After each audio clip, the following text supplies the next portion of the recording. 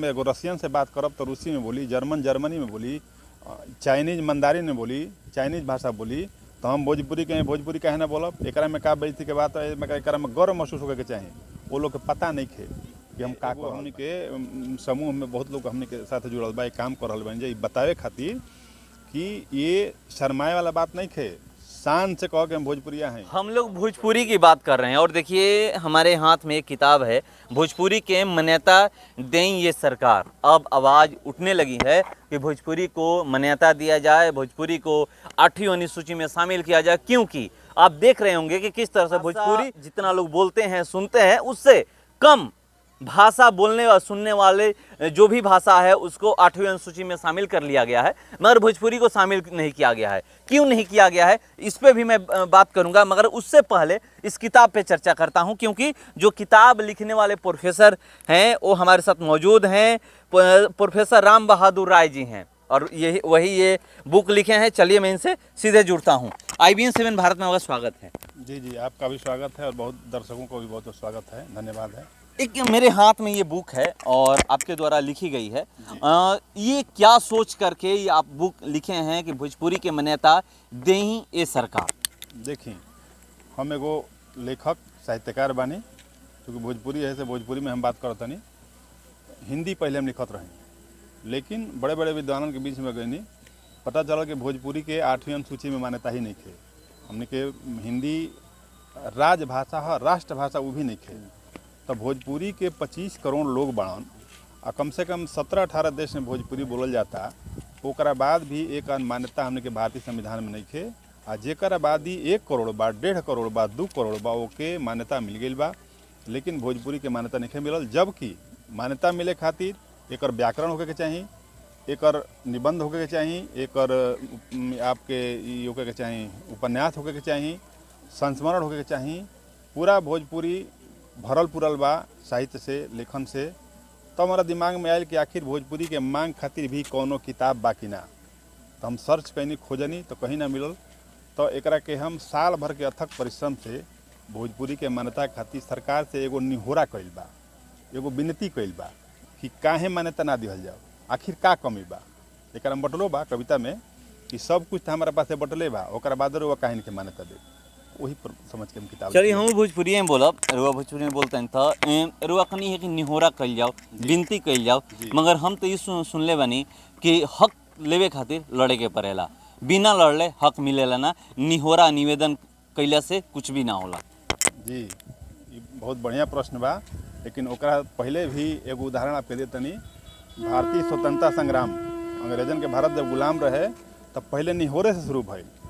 महादेव गोविंद रानाडे, गोखले और गांधी, तीनों लोग एक दूसरा के शिष्य रहे लोग। गांधी जी के गुरु गोखले, गोखले के गुरु रानाडे। तो ये लोग अनुनय विनय निहोरा के राजनीति करे शुरू कई लोग, एक प्लेटफार्म तय लोग कई, प्लेटफार्म बनावल लोग। ओकरा बाद कोनो दल आइल जो बात कहतनी आप कि छीने वाला, तो एगो पहले प्लेटफार्म बनावे पड़ेला। वो प्लेटफार्म पर खड़ा होकर के जगह चाहिए, आ जब खड़ा हो जाए तब काल छीनियो सकत नहीं। तो ये प्लेटफार्म बनाओ तनी हम। ये सब भोजपुरिया एगो जन आंदोलन के रूप ले ले।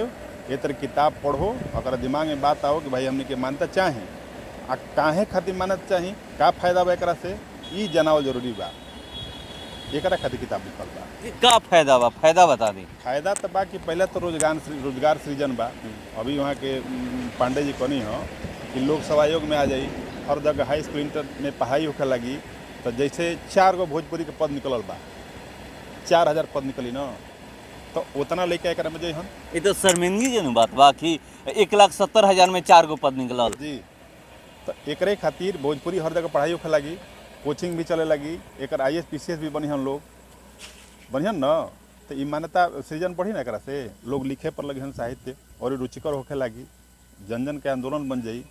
सब एकरा में कहीं प्रिंटिंग होई, कहीं कुछ होई, रोवो कहीं दौड़ दौड़ जाई, होई ना एकरा से रोजगार सृजन। आ एगो आत्मसम्मान के बात बा। जौना भाषा के बोलत नहीं, जौना भाषा में हम जन्म ले बानी, हमनी के महतारी है, तो एकर रक्षा कइल, एकरा के पुनरुत्थान कइल हमनी के कर्तव्य बा, ना तो जियल अधिकार बा। वही खातिर किताब लिखल भाई। अभी भोजपुरी के जौन स्थिति बा लागत कि मतारी के लोग इज्जत करता। जी, करे के पड़ी, हमनी के वही खातिर खड़ा बनी जा, इज्जत करही के पड़ी आपके। एक में कहे के दूर नहीं खे, इज्जत करे के पड़ी, करता पहले से काफ़ी सुधरल बा, पहले से बहुत ज़्यादा सुधरल बा। पहले ए तरह आपो कहीं ना पूछले हो खब, साल भर पहले धीरे धीरे बढ़ता ना, वही तरह बढ़ी। आ 2024 के चुनाव में हमारा उम्मीद बा कि सरकार मान्यता भी देवे के कोशिश करी, ना तो एगो जनसमूह के दबाव बा भोजपुरिया के, 25 करोड़ लोग हमने के बनी जाए। इंटरनेशनलो भाषा बा जी बटले बटे भारत की में भोजपुरी सबसे ज़्यादा बोलल जाला, भारत में मान्यता नहीं खे, द्वितीय भाषा के मान्यता नहीं खे, लेकिन विदेश में जाई मॉरिशस वगैरह जाई तो एक भाषा के मान्यता बा, वजह शौक से बोलल जाला, ओकरा कहीं बेइज्जती महसूस ना होखे। एजा 2 शब्द अंग्रेजी फुट्टू फुट्टू आगे बोलता लोग, माने हिंदी अंग्रेजी बोले ना आई, भोजपुरी से परहेज लोग करता, अंग्रेजियो बोलवा दे तो ना बोले पाई लोग, भोजपुरी भी आसान नहीं खे बोलल, सब कहीं ना बोल पावेला लोग, कहीं बाहर जाला लोग तो हैजा से निकले वो क्षेत्र से जैसा ही निकले लोग, चाहे उत्तर प्रदेश चल जा लोग, चाहे मध्य प्रदेश जा, चाहे बंगाल में चल जा, चाहे जहाँ भी बा, जौन भी अलग राज्य में चल गया के बाद महाराष्ट्र में जाए तो जैसे मराठी ही है तो पहले प्रयास कर ले मराठी में बोली, गुजरात से गुजराती निकले तो गुजराती चीज़ ढूंढे ले, लेकिन हाँ एजा से भोजपुरी भाषी अगर बाहर जाले तो कहीं ना बोल पावेले भोजपुरी में। उनकरा अंदर आत्मसम्मान की कमी बा। सबसे पहले स्वाभिमान आत्मसम्मान होके के चाहिए। यदि हम एगो रसियन से बात करब तो रूसी में बोली, जर्मन जर्मनी में बोली, चाइनीज मंदारिन में बोली, चाइनीज भाषा बोली, तो हम भोजपुरी कहें भोजपुरी कहे ना बोलब, एक में का बेइज्जती के बात है, एक में गर्व महसूस होके के चाहिए। वो लोग के पता नहीं खे कि हम का कर रहल बनी। इहे एगो हमने के समूह में बहुत लोग हमने के साथ जुड़ल बा, काम कर रहल बनी, बतावे खातिर कि ये शर्माए वाला बात नहीं खे, शान से कह के हम भोजपुरिया हैं। ये राजू ओझा के घर हम निकाल बनी जा, यहाँ के एजा ना हैदराबाद में जाकर परचम लहरौले बनी, जबकि भारत के हिंदी के राष्ट्रभाषा बनावे के प्रयास होकर लागल, तो दक्षिण भारत के लोग सबसे पहले विरोध कल कि नहीं राष्ट्रभाषा ना बने देव जा, तेलुगु तमिल कन्नड़ मलयालम ई भाषा बने के चाहिए, ना तो हिंदी ना बनी, तो हिंदी के राष्ट्रभाषा ना बने के राजभाषा बनावल गई।